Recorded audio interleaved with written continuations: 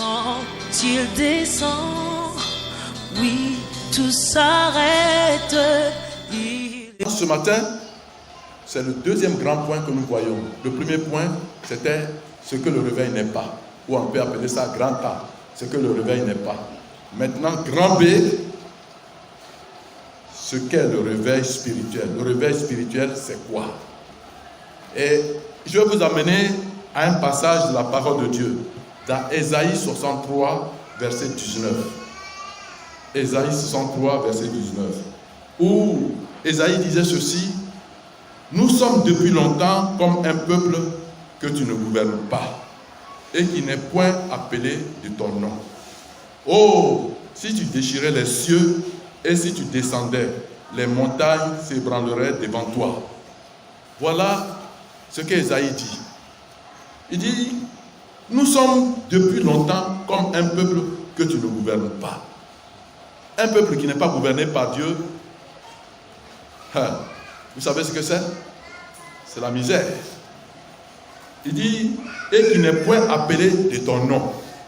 Si nous ne sommes pas appelés du nom de Dieu, vous savez ce que c'est? Il dit, oh, si tu déchirais les cieux et si tu descendais, les montagnes s'ébranleraient devant toi. Et nous avons nos montagnes. Chacun a sa montagne devant lui. Mais si Dieu descend, les montagnes vont s'ébranler. Donc, on pourrait répondre par deux mots. À travers ce que Ésaïe vient de dire, on peut répondre par deux mots. Le réveil, là, c'est quoi? Le premier mot, c'est Dieu. Deuxième mot, c'est vient. C'est-à-dire, Dieu vient. Dieu vient. Il dit, oh, si tu déchirais les cieux et si tu descendais, les montagnes s'ébranleraient devant toi. Ça veut dire, le réveil, c'est quand Dieu vient. Alléluia. Quand Dieu déchire les cieux et qu'il vient. Si le Seigneur venait au milieu de nous ce matin, beaucoup de choses allaient se passer. Vrai ou faux? Voilà. Donc le réveil, c'est quand Dieu vient. Quand Dieu vient. C'est le même mot, réveil spirituel. C'est le même mot. Donc, c'est quand Dieu vient. Premièrement, sur ce point, B, quand Dieu vient, les choses terribles se passent. Alléluia. Quand Dieu vient, les choses terribles se passent. Et dans le livre des Actes, au chapitre 2, versets 1 à 2, il est dit qu'ils étaient tous ensemble dans le même lieu. Et tout à coup, il vient du ciel comme un bruit impétueux et qui descendait sur eux comme des langues de feu et les embrasait. Et ils se mirent à parler en des diverses langues selon que le Saint-Esprit leur donnait de s'exprimer. Ce jour-là, le jour de la Pentecôte, Dieu était venu par son esprit. Alléluia. Et quand Dieu vient, des choses terribles doivent se passer. Frères et sœurs, nous avons besoin, au stade où nous sommes, à l'époque où nous sommes, que Dieu vienne au milieu de nous.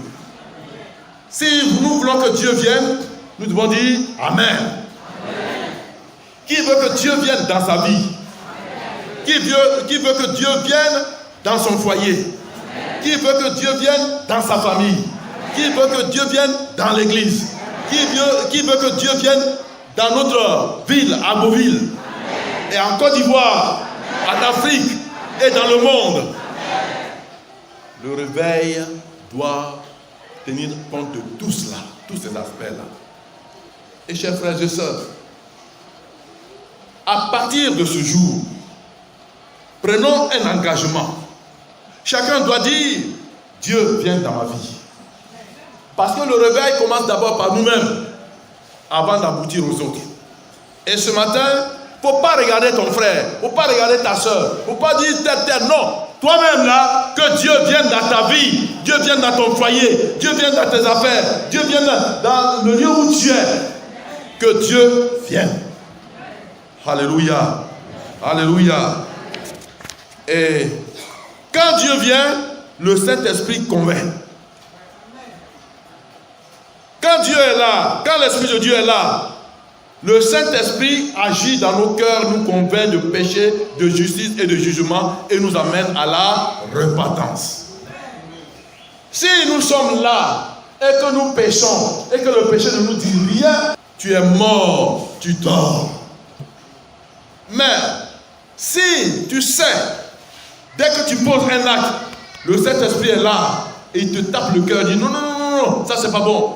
Et la crainte s'empare de toi, c'est que Dieu est venu. Chers frères et sœurs, ce matin, révisons nos vies. Permettons au Saint-Esprit de nous convaincre de péché, de justice et nous amener à la repentance. Il y a certains actes que certains posent, mais ça ne leur dit rien. Ils sont comme morts. On peut être un rétrograde en étant à l'église.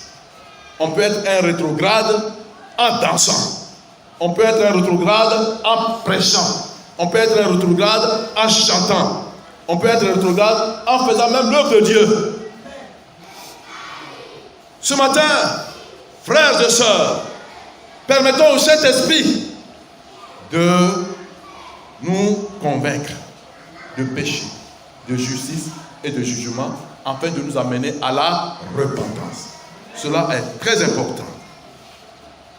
Alors, bien que la mesure de la conviction varie selon les personnes et selon l'onction, l'explication est toujours la même, la manifestation de la présence de Dieu dans la sainteté et la puissance de Dieu. Frères, c'est vrai que la conviction du péché varie selon les personnes. Et la conviction du péché varie selon l'onction qui est dégagée. Mais ce qui est important, c'est que cela aboutit toujours à la repentance. Cela aboutit toujours à la reconnaissance de la sainteté de Dieu. Chers amis, reconnaissons que Dieu que nous servons là, il est saint, très saint. Et que nous ne devons pas jouer à une sorte de, j'appellerais, d'hypocrisie. Mais on doit être vrai, on doit être sincère envers notre Dieu. Et si on n'est pas arrivé à ce niveau, chers frères et sœurs, ce matin, permettons au Saint-Esprit d'agir en nous. Cela est très important. Que Dieu nous bénisse à voir ce Dieu que nous servons là comme le Dieu saint. Quand Dieu vient avec puissance et souveraineté, il ne tolère point l'opposition à ses actions. Quand Dieu vient avec puissance dans sa souveraineté, il ne tolérait pas l'opposition. Parce qu'il y a des gens qui sont là pour s'opposer à Dieu. Le Seigneur dit, fais ça, il dit non, fais ça, non. Mais tu vas attirer la colère de Dieu sur toi. Donc pour éviter cela, il faut te soumettre. Chacun de nous doit se soumettre à la souveraineté de Dieu, à la puissance de Dieu. Il est souverain. Pourquoi? Parce que c'est lui qui nous a créés. Et il peut faire de nous ce qu'il veut. Ce qu'il veut que tu fasses, fais-le. C'est lui ton souverain. S'il te dit aujourd'hui tu t'en vas, tu t'en vas. Si aujourd'hui tu prospères, tu vas prospérer. Et ce que le Seigneur veut pour chacun de nous, il veut que nous prospérons à tous égards. C'est pour cela qu'il parle ce matin à chacun de nous de pouvoir se tenir saint devant lui. Alléluia. Que Dieu nous bénisse. Alors, quand Dieu vient, avec puissance et souveraineté, il ne tolère point les contrefaçons. Voilà. Chers frères, que Dieu nous aide.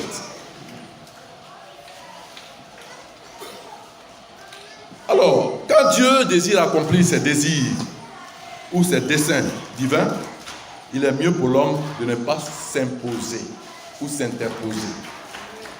Voilà. Laissons Dieu faire son affaire. Ce n'est pas toi qui vas dire, voilà, Dieu fait comme ça. Non. Dieu veut travailler dans notre vie. Ne nous interposons pas. Même en tant que pasteur, si Dieu veut faire son affaire, moi je me mets à l'écart. Et je dis, Seigneur, fais ta volonté dans ma vie. Fais ta volonté dans mon foyer. Fais ta volonté dans la vie de mes enfants. C'est Dieu qui décide, ce n'est pas moi. Même si je suis pasteur, mais mes enfants ne sont pas pasteurs. Ils sont nés païens. et ils ont besoin de Dieu. Parce que quelquefois les gens disent, oui, mais c'est enfant de pasteur. Même s'il est enfant de pasteur, il n'est pas chrétien. Et il n'est païen. Et il a besoin de conversion. Alléluia. Donc, que Dieu vienne. Et nous lisons ici dans Ésaïe 63, verset 3. J'ai été seul à fouler au pressoir, et nul homme d'entre les peuples n'était avec moi. Je les ai foulés dans ma colère, je les ai écrasés dans ma fureur. Leur sang a jailli sur mes vêtements, et j'ai souillé tous mes habits. Alors ici, ce n'est pas nous qui aidons Dieu, mais Dieu fait ce qu'il veut, quand il veut, comment il veut. Donc, le pasteur ne peut pas dire, c'est moi qui lui ai imposé les mains, c'est pour cela qu'il y a eu Saint-Esprit. Non! C'est tout simplement ce que Dieu t'a demandé de faire, mais c'est son travail. Donc, on ne peut pas s'interposer. Alléluia. Car il est un Dieu de bonté, mais aussi un Dieu de sévérité et de jugement. C'est vrai, il est Dieu. Il est bon. Il veut notre bien. Mais quand nous nous opposons, lui aussi, il agit. Et nous le lisons dans le livre des Actes au chapitre 5, versets 1 à 11. Ananias et Saphira. Un couple qui s'est mis ensemble pour se jouer l'apôtre. Ils ont vendu leur champ et ils ont gardé une partie. Et ils disent, ouais, ce que nous avons vu là, c'est ce qu'on a apporté. Et le Seigneur les a frappés. Ils sont morts. Frères et sœurs, ils ont voulu ici s'interposer, empêcher l'œuvre de Dieu d'aller de l'avant. Et là, ils ont joué un jeu dangereux. Et il y a des gens dans l'église qui jouent à ce jeu dangereux. Quand on leur dit de payer leur dîme, ils ne payent pas la dîme, ils donnent une partie de la dîme. Et ils disent, voilà, j'ai payé ma dîme. Ou j'ai donné ma dîme. Frère, c'est une manière de s'opposer à l'œuvre de Dieu. Et quand tu agis comme ça, je ne souhaite pas, mais que cela ne t'arrive jamais. Il ne faut pas t'interposer, parce que quand Dieu se fâche là, il a dit ici, j'ai été seul à fouler au pressoir, et nul d'entre les peuples n'était avec moi. Je les ai foulés dans ma colère, je les ai écrasés dans ma fureur. Leur sang a jailli sur mes vêtements, et j'ai souillé tous mes vêtements. Voyez, il est aussi un Dieu de colère. Il est bon, mais quand sa colère vient là, c'est dangereux. C'est pour cela, mon frère, ma soeur, ce matin, sois vrai devant ton Dieu. Point C, quand Dieu vient, le voile démoniaque est enlevé. Quand Dieu est là, les démons là, qui sont là pour voiler les gens, voiler la vérité, voiler les bénédictions, ils sont ôtés, ils sont chassés, ils sont enlevés. Comme pour dire, quelquefois dans certaines églises, il y a des gens qui sont dans l'église et qui cherchent à pratiquer la sorcellerie dans l'église. Mon ami, si tu le fais, tu seras ridiculisé. Tu seras ridiculisé par Dieu, devant tout le monde. Parce que Dieu là, on ne joue pas avec lui. C'est pour cela qu'il est écrit ceci dans Ésaïe 25, verset 7. Ésaïe 25, verset 7.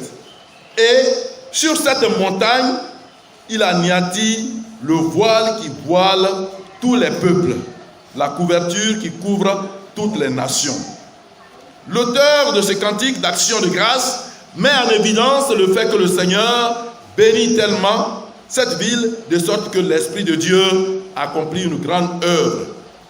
Elle fut délivrée d'un voile, le voile démoniaque. Chers amis, il y a des mauvais esprits qui gouvernent certains lieux et qui impriment leur caractère à ce lieu qu'ils gouvernent. Si par exemple, c'est un démon d'impudicité ou d'adultère, quand le démon est là, tous ceux qui sont dans la contrée, la majeure partie vivent comme ça, à l'image de ce démon, au caractéristiques de ce démon. Si c'est un démon de division, les gens se divisent. Si c'est un démon d'impureté, les gens vivent dans l'impureté. Et ça ne leur dit rien. Mais, quand Dieu vient, ces choses-là sont chassées. Frères et sœurs, qu'est-ce qui gouverne ta vie? Qu'est-ce qui voile ta vie? Qu'est-ce qui est comme une couverture qui voile ta vie? Est-ce un démon ou est-ce l'ignorance? L'ennemi fait en sorte que les gens ne découvrent pas certaines vérités. Mais quand l'Esprit de Dieu est là, il illumine les pensées et l'intelligence des hommes. Et il les amène à connaître, à savoir ce que Dieu veut. Quand le voile est là, il y a l'incrédulité. C'est-à-dire que les gens ne croient pas. Tout ce qu'on dit qui est de Dieu là, oh, là, ce n'est rien ça. Oh, non, est-ce que c'est vrai même? Oh. Quand il y a ça là, c'est qu'il y a un démon qui est là, hein, qui te voile et qui t'amène à ne rien voir, à ne rien savoir. Ce matin, je prie que Dieu vienne dans la vie de tout et chacun, pour que chacun soit éclairé, chacun soit illuminé et qu'il vive selon la parole de la vérité. C'est à cela que nous sommes appelés. Frères, que le voile soit ôté. Le voile de l'incrédulité, le voile démoniaque, le voile de l'ignorance, que cela soit ôté. Frères, il arrive des moments où des gens sont là, mais ils ne voient pas leur avenir. Ils sont comme voilés, alors que tout est là. Mais c'est l'ennemi qui le fait. Ce matin, je prie que Dieu fasse tomber ce voile. Et avant de quitter cette salle, demande à Dieu, Seigneur, mais ma vie là, elle est comme ça. Telle qu'elle est, j'aurais pu gagner mieux que ça. Mais la situation que je vis ne vient pas de toi. Certainement, ce doit être un voile. Priez, brisez ce voile avant de sortir de ce Dieu. Car tout est possible à celui qui croit. Et comme nous croyons au Seigneur, nous croyons que Dieu peut faire quelque chose dans ta vie. Dieu peut faire quelque chose dans ma vie. Dieu peut faire quelque chose dans notre vie ce matin. Et nous n'allons pas partir d'ici bredouille. Pourvu que nous soyons engagés, nous soyons décidés pour faire la volonté du Seigneur. Alléluia. Ce matin, que Dieu vienne. Que Dieu vienne. Quand Dieu vient, les malades sont guéris. Quand Dieu est là, son esprit agit avec puissance et autorité. Les paralysés qui marchent, les aveugles voient, les sourds entendent, les muets parlent, les maladies extraordinaires sont guéries. Frères et sœurs, notre Dieu là est un Dieu de vérité. Et ce qu'il dit, sa main l'accomplit.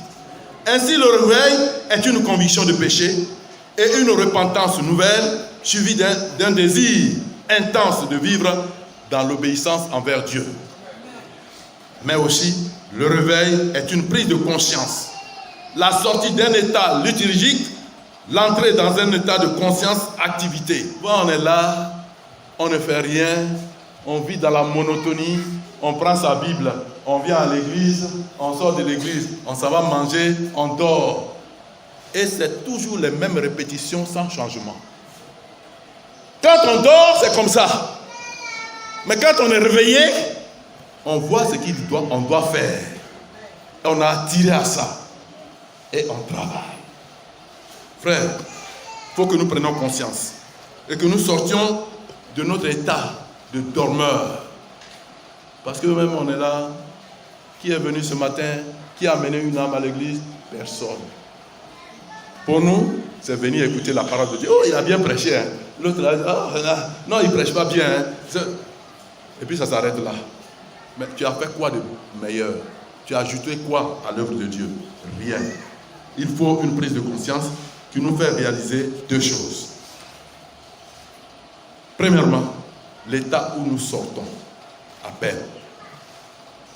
Qu'on réalise que, on dormait et qu'on sorte de là maintenant. Et deuxièmement, celui qui nous attend, celui dans lequel nous avons dès lors la possibilité d'entrer, c'est-à-dire la présence de Dieu. Et ce matin, frères et sœurs, j'aimerais convier à chacun de nous à pouvoir sortir de cet état de sommeil profond et de réaliser sa bassesse afin de s'approcher du Seigneur pour que Dieu fasse le miracle qu'il a à faire. Que Dieu bénisse sa parole ce matin. Ne pars pas d'ici sans avoir mis ta vie en règle avec Dieu. Ne pars pas d'ici sans avoir eu une prise de conscience de ton état. Ne pars pas d'ici sans avoir brisé le voile de l'incrédulité. Car le Seigneur t'a donné le pouvoir. Il dit, à mon nom, vous chasserez les démons. À mon nom, vous imposerez les mains aux malades, les malades seront guéris. Au nom de Jésus, nous pouvons tout faire ce matin. Que Dieu nous bénisse. Amen.